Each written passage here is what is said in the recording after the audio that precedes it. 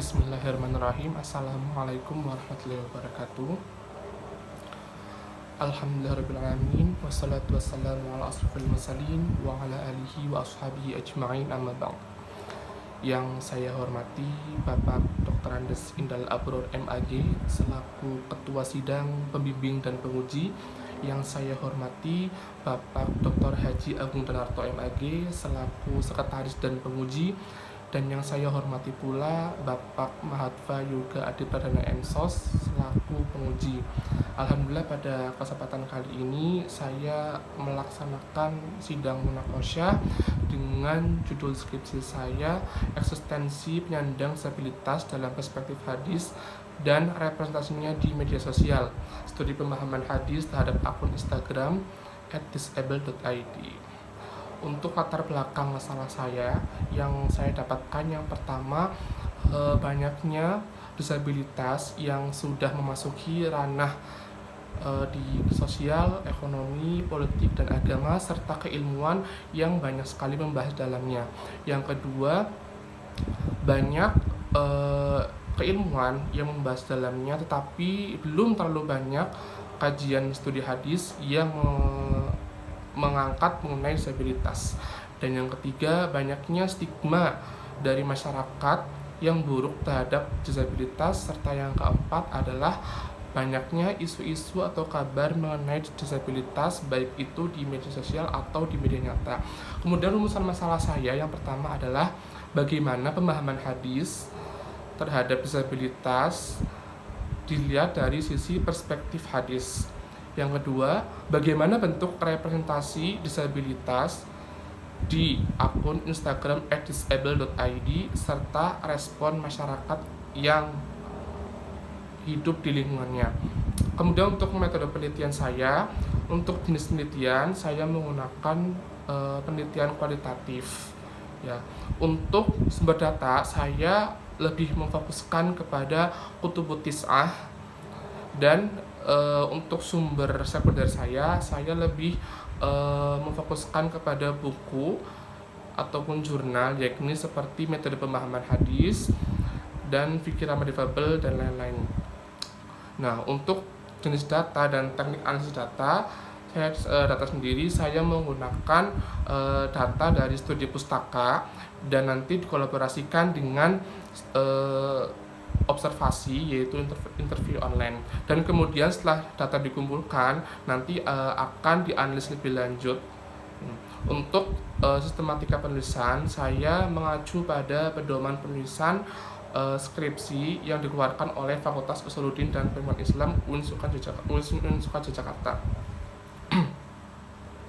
Masuk ke dalam disabilitas, ekstensi disabilitas dalam perspektif hadis, sebenarnya sudah sangat banyak, ya, sudah dipelopori dulu oleh Nabi Muhammad SAW di zaman beliau, yang mana banyak banget dari kalangan sahabat-sahabat yang memang sebagai penyandang disabilitas juga, yaitu seperti contoh Abdullah bin Maktum dan Amr bin Jamuh.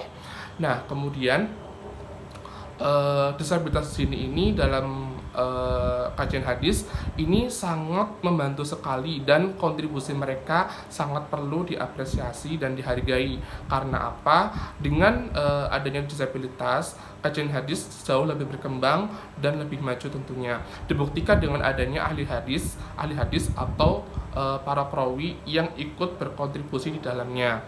Nah, ada beberapa hadis yang menunjukkan bahwa disabilitas itu memang ada, ya, dalam hadis sendiri. Yang pertama itu dari Sunan Abi Dawud nomor dari Abu Dawud nomor 503, Bukhari nomor 5210, dan Ibnu Majah nomor 125. Nah, langsung kepada masuk yang lebih inti, yaitu mengenai analisa pemahaman hadis disabilitas dan penggambarannya di media sosial, ya, atau biasa kita sebut dengan representasi. Nah, itu ada beberapa tahap, ya. Yang pertama, menentukan tema hadis yang akan dibahas. Nah, tema yang dibahas ini kan sudah tentu tahu, yaitu mengenai tentang disabilitas, tapi di dalam hadis sendiri tidak terlalu dijelaskan lebih spesifik, namun ada beberapa topik atau judul yang berkaitan, yaitu mengenai tentang penyakit ataupun kafarat, itu lebih disebut dengan beliau berdosa. Kemudian yang kedua itu melakukan tahrij dan kesahihan hadis. Jadi saya memfokuskan terhadap dua hadis, yaitu hadis riwayat Bukhari nomor 5210 dan hadis riwayat Ibnu Majah nomor 125. Nah, hadis yang pertama yang berbunyi hadatsani Abdullah bin Muhammad, hadatsana Abdul Malik bin Amr, hadatsana Zuhair bin Muhammad, an Muhammad bin Umar bin Halhalah, an Atha bin Yasar, an Abi Sa'id al-Khudri wa an Abi Hurairah an Nabi sallallahu alaihi wasallam qala ma yusibul muslim min nasbin wala sabrin wala hammin wala husnin wala adin wala ghammin hatta syawqati yusaquha illa kafarallahu biha min khatayah. Nah, pada hadis ini saya mentahrij menggunakan kata wala hammin wala husnin. Ditemukan beberapa hadis ya, baik secara software ataupun manual. Untuk software ditemukan satu hadis dari Sahih Ibnu Hibban dan 4 dari Musnad Ahmad. Sedangkan manual menggunakan kitab Al-Mujam' Fahros itu terdapat Sahih Muslim nomor 6053, Sahih Ibnu Hibban nomor 2905, Musnad Ahmad nomor 7684, 1147, 8070, 11024 dan Tirmizi nomor 966. Kemudian untuk hadis yang kedua yaitu dari Ibnu Majah ya nomor 125 yang berbunyi hadatsana Ali bin Muhammad hadatsana Waqi' an Ismail an Qais qala ra'aitu yadatulha syala'a wa biha Rasulullah sallallahu alaihi wasallam yaum Uhdin. Ya, ini telah ditahrij dan ditemukan dua, baik itu dari software ataupun manual, yaitu dari Bukhari nomor 3445 dan 3756 serta Musnad Ahmad nomor 1313. Kedua hadis ini masuk ke kategori hadis sahih, dan yang pertama itu hadis marfu' dan yang kedua itu hadis mauquf ya. Nah, masuk pada eksplorasi pemaknaan matan-matan hadis disabilitas. Jadi hadis yang pertama tadi yang Bukhari nomor 5210 itu menjelaskan tentang Allah tidak memberikan suatu kelaparan, suatu kesusahan, penyakit ataupun yang lainnya kepada hambanya, melainkan agar dosa-dosanya terampuni olehnya ya. Jadi berarti dosa-dosa mereka tuh dileburkan. Sedangkan hadis yang kedua itu lebih kepada seorang sahabat yang bernama Thalhah bin Ubaidillah yang selalu setia membantu Nabi, dakwah Nabi, salah satunya ketika pada pertempuran perang Uhud sampai beliau kehilangan lebih kepada tangannya yang lumpuh atau mengalami kedisabilitasan. Nah, ada juga ayat Al-Qur'an yang membahas tentang hadis tersebut, yaitu An-Nisa ayat 123 dan Al-Fat ayat 17.